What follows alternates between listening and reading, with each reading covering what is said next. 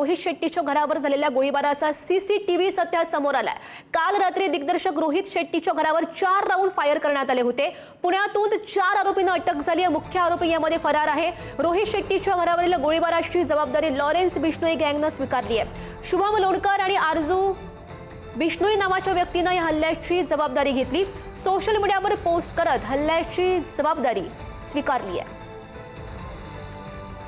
प्रसिद्ध दिग्दर्शक रोहित शेट्टी याच्या घरावर गोळीबार करणाऱ्या 4 आरोपींना पुण्यातून मुंबई पोलिसांनी अटक केली आहे। पुणे पोलिसांच्या मदतीने ही अटक करण्यात आली आहे। आपल्यासोबत पोलीस उपायुक्त संभाजी कदम सर आहेत। सर, नेमकं कोण हे आरोपी आहेत आणि कुठल्या भागातून आपण त्यांना अटक केलेली आहे, काय ही सगळी पार्श्वभूमी प्रकार?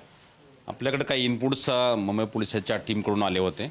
त्याच्यावरती वारजे पोलिसांची टीम आपण डिप्लॉय केली होती आणि पुण्यातील धायरी, वडगाव, करवेनगर, वारजे या भागातून काही संशयित व्यक्ती जे आहेत, मुलं आहेत, त्यांना आपण ताब्यात घेतलं आहे आणि ताब्यात घेऊन मुंबई पोलिसची जी टीम आहे त्यांना आपण ते पुढील तपासासाठी हँडओव्हर केलेलं आहे।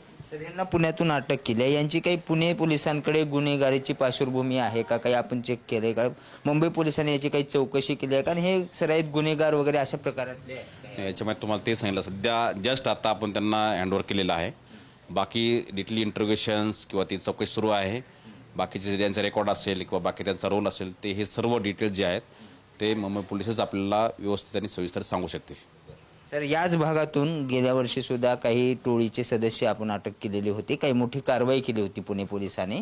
त्या संदर्भात त्याच परिसरातले हे लोक असल्याने यांचं काही कनेक्शन पुणे पोलिसांकडे याची काय माहिती? मुंबई पोलीस देतील तपास करून पुढला, पण पुणे पोलिसांची प्राथमिक माहिती या सगळ्यात काय? नाही, याच्यामध्ये आता जस्ट आपण त्यांना हँडओव्हर केलेले आहेत। बाकी सर्व जी चौकशी ते सुरू आहे, चौकशीमध्ये ज्या निष्पन्न गोष्टी होतील ते आपल्याला सांगण्यात येईल। व्हिडिओ जर्नलिस्ट निखिल करंदीकर सह बालाजी पोद्दार, पुढारी न्यूज, पुणे।